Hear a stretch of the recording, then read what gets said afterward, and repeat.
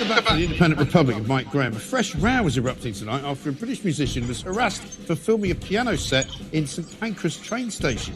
YouTube appeared as Brendan Kavanagh was tinkling the ivories at the London train station when he was confronted by a group of Chinese Communist Party members. The interaction gets heated when the activists tell Kavanagh to stop filming, then accuse him of racism when he proclaims that Britain is a free country and that we are not in communist China. Have a look at this.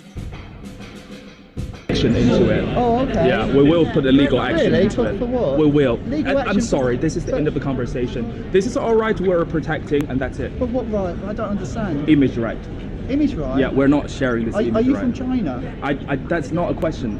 The only thing we are arguing is that we are protecting our own image rights. You're not sharing. But we're in public. Yeah, exactly. No sharing. So we're not allowed no to share? sharing. Yes, no sharing us. Share it yourself, that's fine. No sharing us. Okay. No sharing. Please share me. Oh, yes. Yeah. So, and if one day, see, the thing is, we're in a I'm free, really sorry, we're on a schedule here. So me too, but we're in a free country, mate. That's true. We're not in communist China now, you know. Oh, I'm sorry. This is racist now. No, we're not in communist China. We're in a free country. We're in a free country, mate. We can film where we want. You can call the police if you want. I'll be quite happy to call the police, you know. But listen, we're all free here, mate. This is free, but. In a statement, the British Transport Police say we are aware of a video circulating on social media of a disagreement in St Pancras railway station on Friday the 19th of January. Officers on patrol came across the incident and the situation was de-escalated. The video of the incident has now gone viral. And the man at the centre of it, Brendan Kavanagh, joins me right now, as well as Professor Eric Kaufman from the Faculty of Common Sense. God knows we need some of that from the University of Buckingham.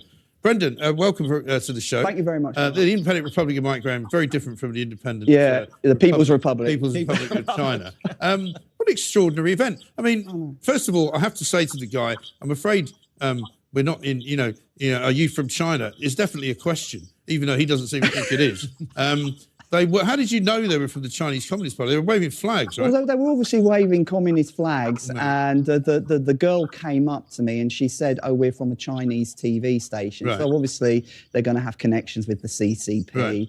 And it just got very heated when I started questioning him. Clearly, this guy was used to being obeyed. Yeah. All right. And what were they worried about you filming? Presumably you were just filming yourself playing piano. Well, they were extra.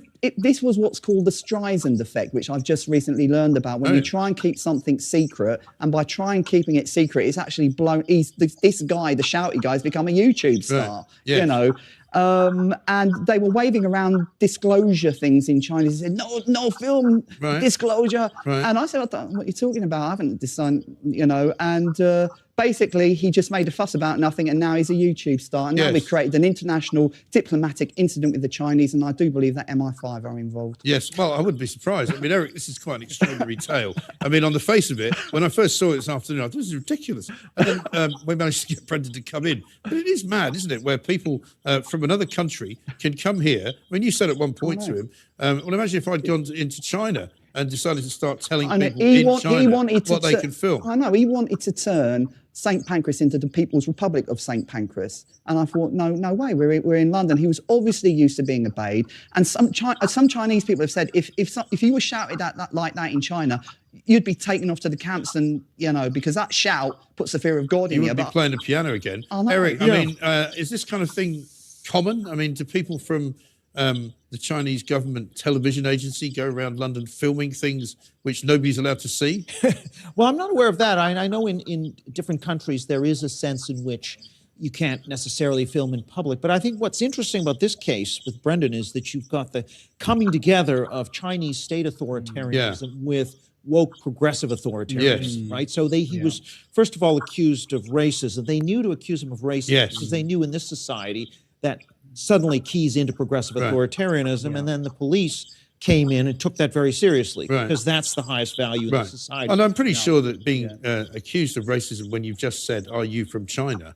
it's not really racist to say, "Are you from China?" Is it? Not at all, not at all. But the fact that anything which could be construed by the most sensitive person on the planet as being racist is enough to put you in the dock. Right. And that's the way this ideology operates. And it's interesting that the Chinese, even the CCP people know that they can weaponize. I mean, and they do this all the time. I mean, in Canada, for example, again, where I'm from, the Canadian government and a bunch of activists were stupid enough to call Canada's treatment of the Native people a genocide. So when the international community in Canada says, oh, you're committing atrocities against the Uyghurs, they'll just turn around and say, oh, but you look at how you treat your native people. And then that's the end of the story. So we were kind of useful idiots for these people. Well, that's true. And in terms of how it all sort of ended, I mean, you play the piano a lot in St. Pancras, don't you? Because we had you on, not when you were on in person, but a few weeks ago, you had a problem with some of the police there trying to close the piano lid on you, didn't you? I mean, generally, I don't go looking for problems, but the thing How often do you go and play the piano there?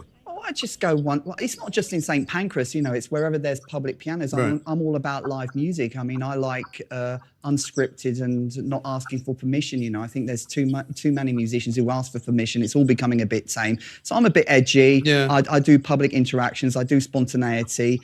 And sometimes the guards don't like it because I might not follow the rules, or I might move the piano slightly. And when somebody tries to enforce a pointless rule, I don't know, there's something in my nature, I just bristle, you know what I mean? Well, there is something weird about it, isn't it? They put a piano out there for somebody to play, and then if you start playing it, they tell you to stop playing it. Well, it's kind of a weird development in our society. I think it's just people want to ask. You have to ask permission for everything. You know what I mean? And this Chinese guy, the shouty guy, what I know, if you watch that video, it's all about their rights, my rights, our rights, and it's all about what I couldn't do and what they could do. And I thought, hold on. This whole thing is about your rights, my rights, and you can't do this. And I thought, blimey, we are in London town, and I've got a bunch of Chinese people from the Communist Party telling me what I can't do. And I kind of just, the old British instinct of rebellion. And I thought, enough is enough. I used to find this, I used to live in New York, and I used to film a lot in streets, in Manhattan streets, and they'd have all these runners, people who would be wearing those, those kind of Ghostbusters one time filming, and they'd wear those kind of, jackets with Ghostbusters written on the back, and they'd have some walkie-talkies, and they stop you from walking, and they go, no, you can't go down there. And I go, well, I'm going, that's where I'm walking. This is, my city. I live here. I'm walking down 57th Street, whether you like it or not. We're filming. I'm like, I couldn't care less. I'm walking. And I agree with you that you shouldn't be stopped from. And also, they can't buy. If they want to buy some Pancras Station and close it off and film just for themselves, I'm sure there's a price for that. But you can't do it in public and expect nobody to pay attention. The thing is, they wanted complete privacy in a station where there was thousands of people. And, that everyone's there filming, and they want complete privacy. They don't want anyone filming them. They don't want to be known. And they were going around waving these yellow Chinese anti-disclosure things. And they said it's an extremely sensitive issue. The guy is very, very sensitive. I mean, for goodness sake, now he's a YouTube star. And also he went... He's a YouTube star. Now he's been recognised in the street. The other great one was... baby. Yeah. The other great one was, I'm on a schedule, like you care. Yeah, I know. He said, I'm on a schedule. I said, yeah, I'm on a schedule too. And then when I questioned him again, he suddenly started shouting at me again, the shouty bit, So it was a comedy of errors, but it raises a lot of serious issues. It does. About stupid rules, authoritarianism, and also, our own British culture, how we've got to stand up to stupidity and just say no, not be scared. This is the brilliance of Brendan is we need more people like Brendan to actually defend our freedoms. Thanks, Eric. Absolutely. This guy I can't play piano, so that's one thing. This show is full of people. So how did it end? Did you leave the station before they did? Well, how it ended, Kerry, the British, the British Transport Police lady gave me a really hard time. She thought she was my mum. And she said, I'm not allowed to say that they're from China because that was unacceptable. She told me I wasn't allowed to film her talking to me. I wasn't allowed to do it. And I just got sick of it. And eventually she didn't have a leg to stand on, and she just walked off. And they all walked off. And they all walked off. And they all walked off, and we just continued. So it was basically a storm in a teacup, caused by the fact that I said no to the Chinese communist demands. Simple as that. British people rise up against these authoritarians. I wonder where they're going to be tomorrow. Who? The Chinese. Well, they're probably back in. I don't know. I think they were only here. I mean, the irony thing is that all these Chinese people, they were in the station. They were all wearing red. Yeah. The girl was dressed up in a red costume. They were waving red flags, and they said, "We don't want anyone to look at us and no one to film us."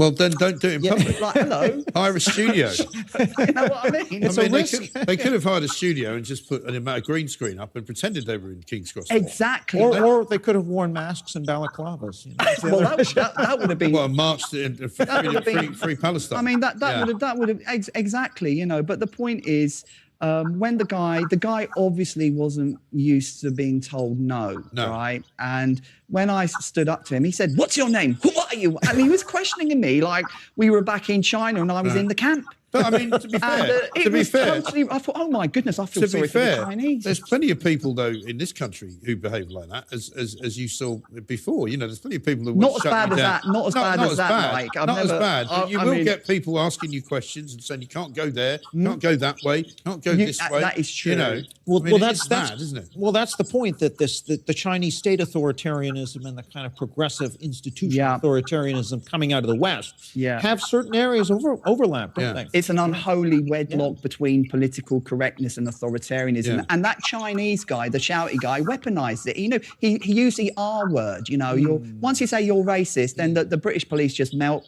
You know, they just melt. And you're lucky actually you didn't end up in the back of a police van. You reckon? You reckon? Yeah, you know, non-crime hate incident.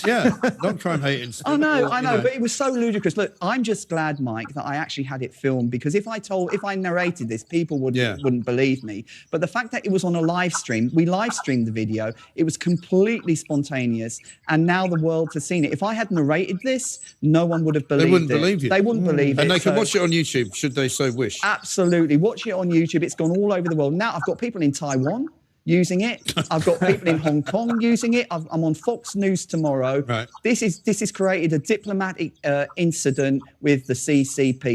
The CCP are trying to get it removed, and CCP, YouTube have left it up, right? We are fighting to keep the video up. Go and watch the video. They want to take it down. Everyone go to YouTube and watch it and spread it, because the CCP have sent in a privacy complaint. It's not going down, baby. We're keeping it up. Very good. Great to see you. Brendan Kavanagh, we're going to have you back, I think, Eric, in a little while. So thank you very much indeed for coming in. Keep up the good work. Where are you going to be playing tomorrow? I think I'm having a week. I'm keeping a low profile for the moment. And leave the country for a while. You're watching The Independent Republic of Mike Graham. Coming up after the break, Britain is in the thick of dangerous storm. One leaves, another